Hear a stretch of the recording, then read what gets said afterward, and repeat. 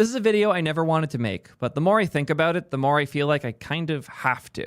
Because if I'm being realistic with you guys, I've always been a terminal first person. I know, I'm the vibe coding soy boy JavaScript guy that's always plugging things in VS Code and invested in a VS Code fork, but I am not that at heart. I do like being able to scroll around code and click and select things with a trackpad or a mouse, but generally for my day-to-day work, I was always in a terminal.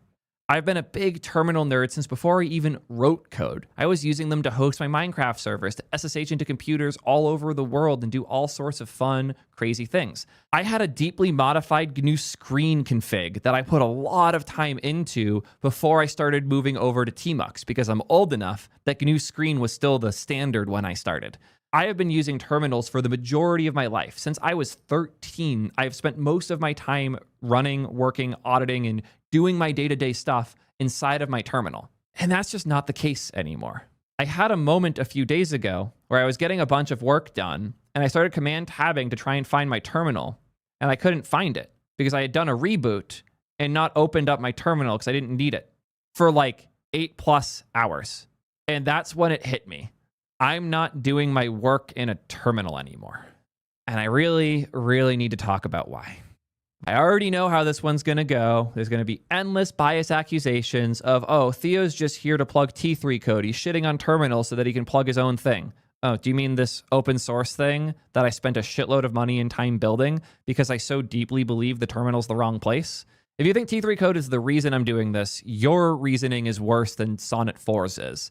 Because this is obviously a thing I built because of my beliefs, not I'm lying about my beliefs because I built this thing. That obviously doesn't make sense. I wish you guys would just use your brains a little more before leaving those shitty comments. I'm sure there's already 100 of them plus. Scroll through the Obsidian ones and I'm sure you'll find plenty about how I'm just plugging my own shit. But in order to skirt those accusations for now, I will switch to ChatGPT. So here we are, an app I haven't used in a while. I decided to update it because I haven't been in it as much. But it still is, in my opinion, one of the best starting points for a developer who is moving into coding more with AI. While the Codex app was the big thing that pushed me over on this belief that terminals were just not the right place to be coding anymore, it was not the start of my journey here. The place that I started thinking about this most is honestly kind of embarrassing, and I even feel bad putting it in here. I feel sick even typing it. Oh, God, just, can I delete it now? Do I have to leave this word on the screen? I'd really like to just hide this. I'm just going to get rid of that. Okay. Really, though, when I first tried out anti-gravity, I was mostly unimpressed, but there was one particular piece that impressed me. There was a hotkey that opened up the agent manager view that lets you see what the agents were doing across different instances of anti-gravity. So if you have like 3 windows open for 3 different projects, you could have this one window on top that showed you what was going on with agents in each of those other projects. It was a left sidebar with projects that had threads in each project that you could see from one external view. Huh. Sounds familiar. Interesting. As much as I don't want to admit it, the anti-gravity agent manager was one of the first times I experienced that. And if anti-gravity wasn't such a shit show, I probably would have actually used it a bit. I even said as much in my coverage of anti-gravity when it dropped. But what's much more exciting to me is the new agent manager workflow. I think this is a great idea, and there's a lot of little pieces that I'm hyped about. So anti-gravity was the first step in my descent as I realized that the terminal was not the right place to do this anymore. Funny enough, just a few weeks prior, I was at the Cursor office complaining to them that all their new integrations with the Cursor v2 agent view made it too hard for me to use my terminal because they made it way too annoying to like get the path that a work tree was in so I could CD into it in my terminal and then run things. Because a flow I often had is I would use Cursor, I would open up something in the sidebar, tell it to go do something, get a result, want to go check it, and then have to find some way to CD into that path for the work tree in order to run it, install things, and do stuff. And the built-in terminal was, no, not happening, especially at that point in time. So I ended up bullying them enough to give me the one-click copy buttons that I needed in order to keep using my terminal for the actual doing things beyond sending prompts. And I got to the point where I would use Cursor to send a prompt, and then my terminal to do everything from reviewing the diffs, reading Git history, investigating changes, actually running the code and doing things. And I was split like 50-50 between I would be in the cursor app for prompting, and that would be my terminal for everything else, especially Git stuff. I did all of my Git through the stock bog standard Git commands. Occasionally, I would add like one-liner helpers to do things like commit and push with one line, stuff like that. But for the most part, I just used stock Git CLI. I need to get this anti-gravity thing off the screen. It's going to hurt me. But then the models got better, and importantly, the Codex app came out. And when I started using this, my beliefs that I had from anti-gravity saying that this is horrible, but it's also kind of the future, got me really excited. And the more I played with it, the more impressed I was. The ability to just break your work up into different projects and clearly see what's going on in them, to have multiple things going at the same time, all in their own work trees, the ability to quickly open up a terminal and type things in here if you need for whatever stuff that you're doing. I got to the point where I was still looking at my Git history through the terminal inside of my Codex instance, and it was solid. It was actually quite good. And in a world where I was using my terminal more and more, because I had at this point moved to Claude Code and was constantly running Claude Code in my terminal, opening lots of terminals, using awesome tools like tmux, which I still highly recommend to manage all of my different things going on. I was still a big tmux guy. I was still a very deep, big tmux guy. I only started using tabs in my terminal at the start of this year as like a personal challenge when I set up a new computer to see if I could finally move off tmux. The answer was no, spoiler, but I tried. So I went through all of that, and then the Codex app dropped, and I was like, wait, I can just screenshot something and paste it and see it? I can select text and copy it and paste it, and the formatting's not broken? I can scroll, and it doesn't lag a whole bunch? And most importantly, by far, I can hop between different things easily by just clicking. I know this sounds silly and dumb, but when you're working on 3+ things at a time, it's just a couple too many hotkeys in tmux. And keeping track of what is where is even more annoying. You have to remember which hotkey goes to which thing, and then you start building systems in your head for these 3 panels are for these 3 things. This 4th panel is for this thing. This 5th panel is the flex panel. I use it for whatever. But then you end up with a 6th task, and your whole model breaks down.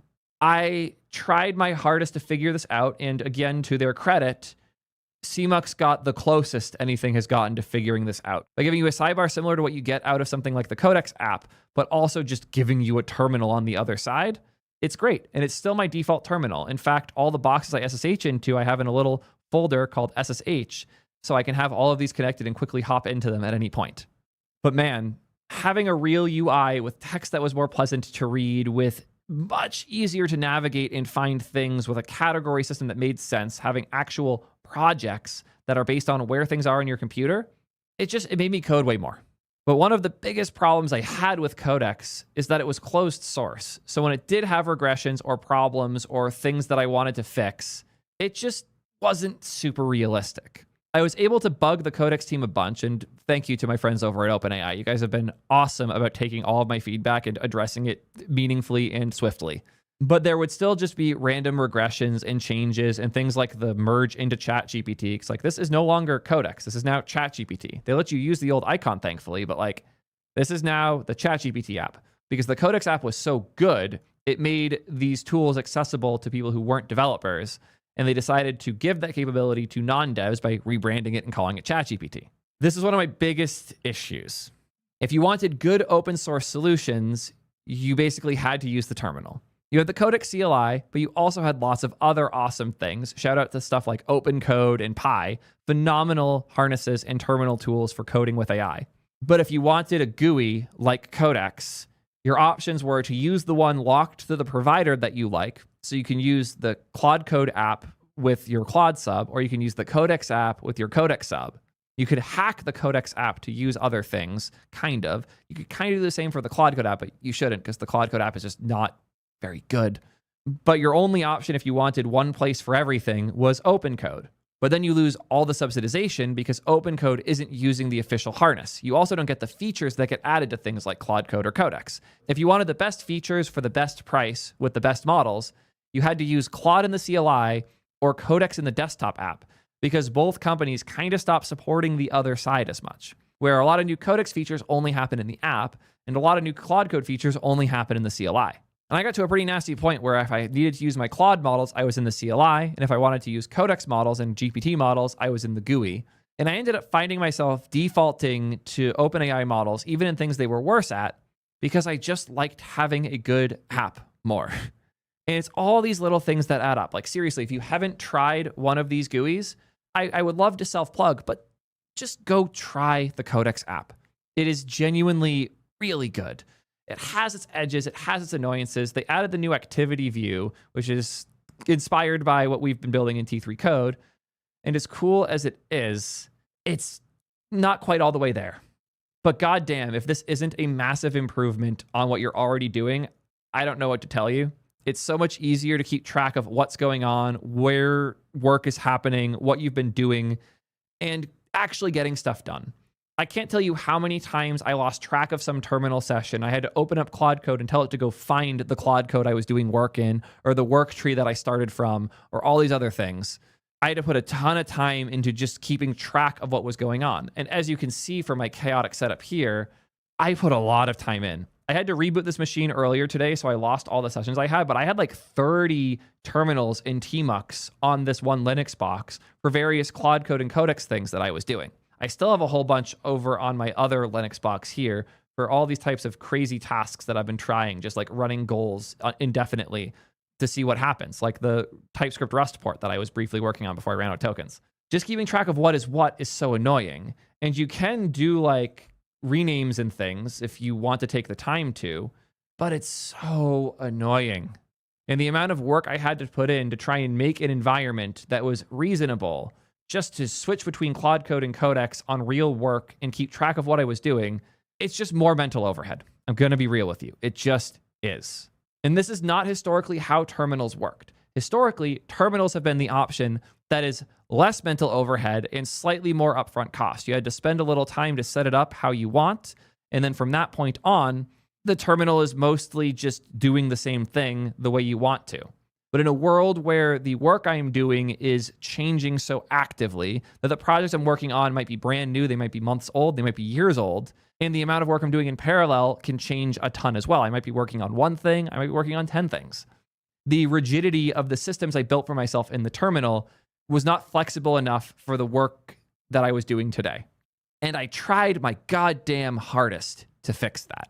I put a ton of effort into making it so I can paste images over CMux, over SSH through my tmux layer here. So I can Command V here and paste an image through CMux over SSH into the tmux codex instance on this machine remotely. That shit was so buggy for a while. And now it's relatively stable. So I could finally paste images over SSH. But that's like a thing I had to put time and effort into to do something as basic as screenshot something and then send it to my agents. With a GUI, I just do it. And I would say like half-ish of my prompts have images, because when I have an error or a thing that is annoying me, it's a lot easier to just screenshot, send it, and say fix, and it will. Whether that's a screenshot of your app or just a weird error you didn't expect to get when you ran a command, sending screenshots to your model is very effective. But it's not very effective when you can't even see what the image is. But my biggest complaint is none of this. It's actually, okay, it's kind of part of one of these things. It has very little to do with the terminal and very little to do with the agents. It's three very specific, very annoying letters. SSH. SSH kind of fucking sucks. It's really useful, really powerful, and I spend a ton of time in SSH. But as soon as my connection isn't perfect, I end up with all sorts of problems. I had a problem a few days ago where I was running Claude Code over SSH on my local network, which is a Wi-Fi 7 network with gigabit to 10 gig speeds, depending on if I'm wired or wireless. And I had my computer plugged in over 10 gig at my desk downstairs, and I was getting sticky keys while I typed trying to do work in Claude Code. It turned out it was bound to the Wi-Fi, not to my Ethernet, but the fact that I even had to care is absurd. And don't get me started on trying to do things on mobile. I tried so hard to make Termius work for me. I paid the full price for it. I support the developer. I think it's awesome. And it helped me debug something even this morning. Like, I still use these things. They're just not the thing I default to anymore because they're fragile. And it's incredible how powerful a standard SSH is that's been around for over 30 years and it works so great to this day. And there are other fun things. Like I know SSH3 is apparently much better. I know Mosh is really cool. But I do not have it in me to deal with all of those things to get marginal improvements, especially if I want these to work on my phone. Because trying to do real work on my phone via a terminal has me questioning my own sanity and also questioning the reliability of all the other people who were saying that using their terminal over their phone was a totally acceptable way to do Claude code. It just isn't. And thankfully, Codex accepted this fact, and they introduced the ability to control the Codex app, now the ChatGPT app, over the ChatGPT app on your phone remotely. And it was so much better. It had its rough edges, but the ability to spin up some work on my computer and then finish the thread on my phone when I'm away, it just kept me off my computer a lot more. And I found myself like walking around, doing more chores, leaving my apartment to go run errands, and being able to check in on the stuff that I was doing over time. It was really fun and cool, and also obnoxiously buggy, and most importantly, was super restricted to the Codex desktop app, which meant I could only use it on my Macs. And when you combine that with all of the annoying parts of how Codex is implemented around the security policy stuff on macOS, where it spins up 5+ processes per thread and per sub-agent, which can just hose your performance, I was getting annoyed. And I had a couple things that I wanted. And I will list all of the stuff that I wanted to make sure I could do, the things that were annoying me. Obviously, pasting images was a very important one for me. I also wanted all models with subsidization. So I wanted to make sure whatever came out here worked with my Claude Code subs and my Codex subs, so I could get the 8 to 14 grand for $200 instead of having to spend 8 to 14 grand for it. I wanted good remote control. I wanted best-in-class Linux support, because as I've said in many videos, check out my Linux video I did recently, Linux is so much better for agentic work because the file systems just suck a lot less. And spinning up a work tree takes 2 seconds instead of 30 seconds to 2 minutes.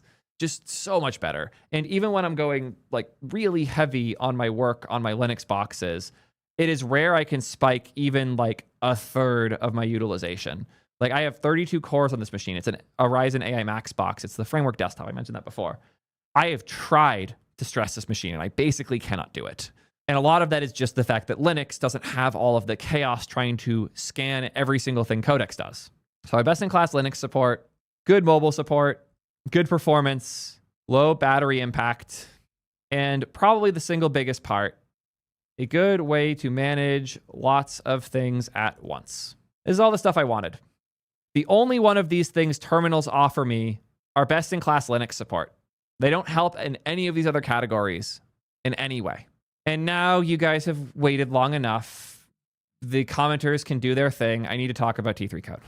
Because Julius and I made T3 code because we shared a lot of these frustrations. We wanted to love Codex and did for a lot of things. I know Julius still uses it heavily. I've slowly moved off the Codex desktop app.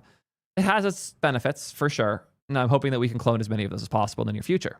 Julius and I tried all the other options that existed at the time and were very unhappy with them. The couple that were okay, we gave a lot of feedback to, and they fixed some things, they failed others. And we got annoyed. I got so annoyed about the performance part in particular that I tried building my own native GUI for Codex to just try and make something faster. I ended up in hell with scrolling text because SwiftUI and AppKit are not great at big scrollable views with text. And it turns out Google put a lot of good work into Chrome for that. So I begrudgingly threw that project away, begrudgingly spun it back up on Electron just out of curiosity, decided to architect it in a way that made other things like the remote control a little easier by putting everything on a WebSocket instead of binding it through the Electron RPC. And the result was something surprisingly usable. The result was T3 code. It did not look at all like this at the time. It was sinfully ugly at the time. But it allowed you to use Codex with an open source GUI. That was a lot less impactful on your system's performance.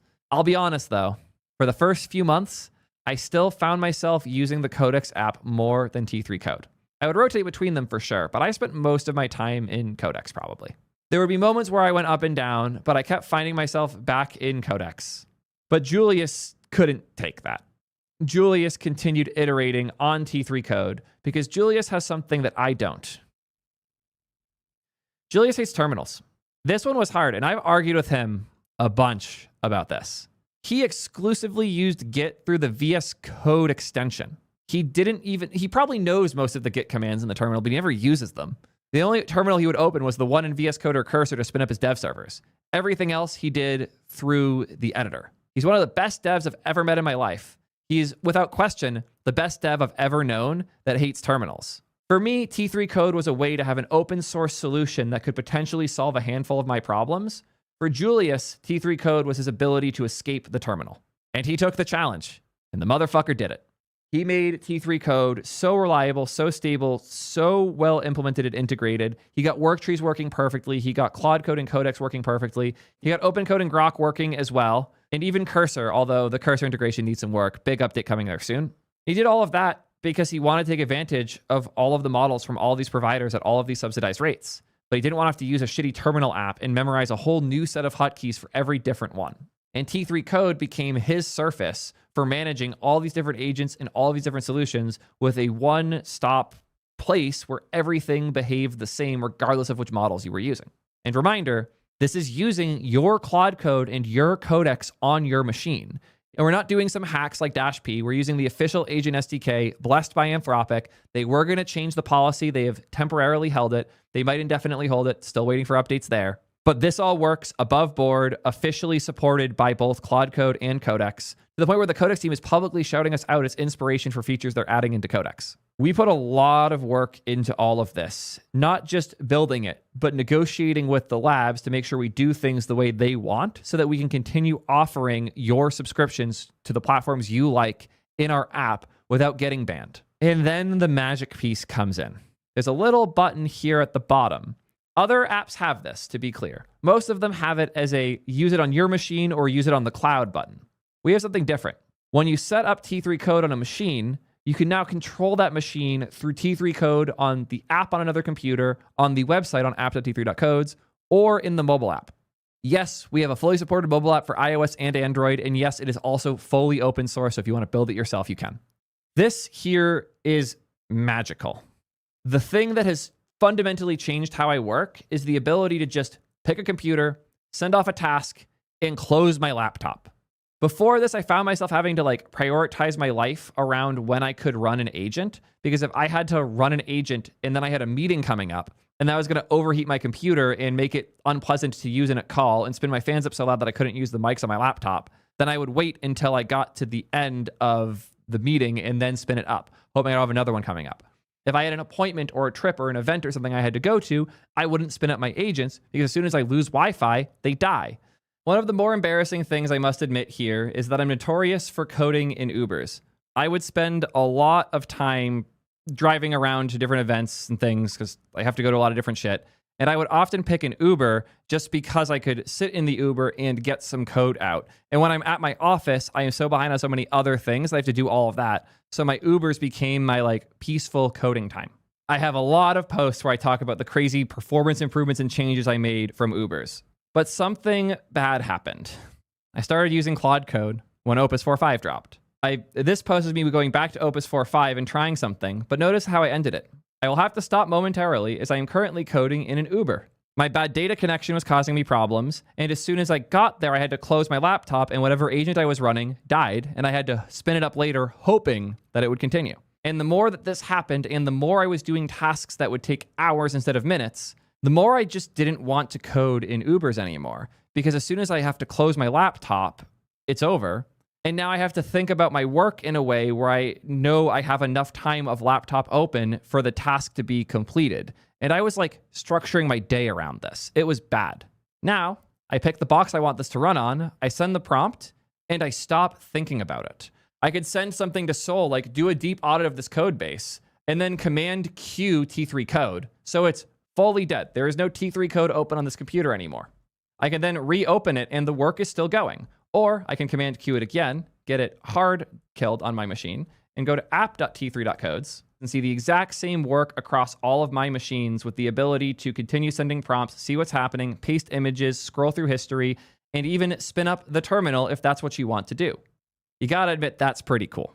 And all of this is over the WebSocket connections that are spawned by T3 code when you run it on a machine. We now have a bunch of easier ways to connect as well. If you're already a Tailscale person, I have a feeling you'll dig this new feature I recently added. npx t3, I'll do it nightly because that's what I've been using lately. T3 at nightly pair --Tailscale. This command will give you a pairing code that you can scan on your phone or a URL you can use to connect on the web. And now you have a full T3 code instance that you can control. You do have to serve it somehow, so T3 nightly serve, and that will host it. Or you can use the even easier way, which is npx t3 connect, which will open up a URL to sign in with GitHub, Google, or whatever else, and then it will create a background instance on this machine, as long as it's on Linux, Mac support coming soon, that allows you to forever connect to this machine and run the agents that are already configured on that same machine. So if you have an old laptop somewhere at your house or a PC that hasn't been turned on in a while or already have a Linux machine that you use, set up a Linux on it if it's not already set up, install Quad Code, Codex, both or neither, run this one command, npx t3 connect, and now you can control that machine and all of the agents on it from a much, much better interface without having to deal with all of the consequences of things like SSH, of things like terminals, of all of the different annoying pieces that you have to deal with. But I really, really hope you guys understand that I'm not doing this in some secret plan to make money. I'm doing this one out of frustration. I'm doing this one out of the love of the game. If I wanted to make a bunch of money, I could have just sold this to OpenAI or Anthropic at this point. But the goal is specifically almost a counter bet. I think it's important to have good open source software that we use to build software with. When I got into coding, it was mostly a closed source ecosystem. All the editors people use were closed source, things like Visual Studio, things like Sublime Text. They had some concept of extensions, but barely. And then GitHub released Atom, which was built on top of Electron, and then Microsoft decided to fight back with VS Code, which was an open source Electron editor that became the industry standard used by over 80% of developers. And suddenly we all were using tools that we could customize. And now AI is huge, and everyone moved to Cursor, which is a closed source fork, or to Claude Code, which is a closed source terminal, or to the Codex desktop app, which is a closed source desktop app. And our ability to customize our tools started to fade fast, which is particularly ironic because we're also now in an era where it's ever been easier to customize tools as long as you have source code access. And it just deeply frustrated me that the tools I used would randomly get worse and I couldn't fix them, and had things I wanted and didn't have the ability for me to add them. And I wanted to make sure that the next generation didn't have to grow up with a bunch of closed source tools they couldn't customize and agents that are more than capable of customizing. So I ended up spending a lot of time and money and resource and betting hard on doing this, not because I think I can make money on it. Sure, there's some potential to do that in the future, but the goal here is to make the best possible open source solution for coding with AI today.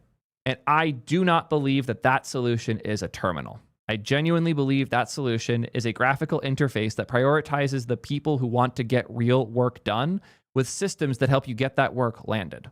I have so much more I want to say about T3 code in particular, but that's going to have to wait for another video. For now, I just hope you guys get this takeaway. I don't care which GUI you use. Ideally, use a decent one. So like if you use the Claude Code desktop app, you're not getting the proper GUI experience. But if you use something like T3 code or Codex, or you can deal with the performance issues in the new Cursor Glass version, or you build your own thing, or use Gene or Conductor or any of these other GUIs for managing your agents, I think you'll feel the difference. Because it really, really is significantly better than dealing with a terminal, especially once you have more than one or two things going on. The ability to just hop around or hold down a hotkey and see which thread maps to which button. And I can just command click between the different things I'm doing.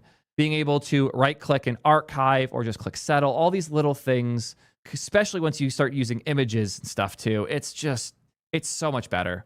And once I was liberated from the reality that doing this on another computer was too hard and no longer SSHing constantly just to make sure the agent was durable, once all of that was implemented, it changed how I code. And I went from landing like 3 or 4 PRs a week to, on my heavy coding days, as many as 20 PRs a day landing. And moving from the terminal to a real graphical interface is a significant part of why I was able to make that shift. Just to make sure this is clear, I love terminals, and there's a lot of me that misses using them as much as I used to. But at the same time, they're just not the right shape for the things that we do today, and it's time to stop pretending they are. The same way that iPhones used to make all the apps look like the real-world objects in the skeuomorphic era, because it was important that people saw a calendar and it looked like a calendar, because otherwise they wouldn't use it. We're in that era still now with AI dev tools. We're doing things the way we used to because otherwise it's too much at once. I need you to look forward a bit, though. I want you to challenge that belief because the devs who are the wizards at terminals are the same devs who should be wizards with agents. And as hard as it is to admit, because I know it was really, really hard for me, the terminal is not the ideal interface for the way that we build today. And if I'm being fully honest with you, the only way the terminal isn't holding you back would be if you're not building big enough. Push yourself more and try out some GUIs. I have a feeling you'll be surprised. And until next time, peace, nerds.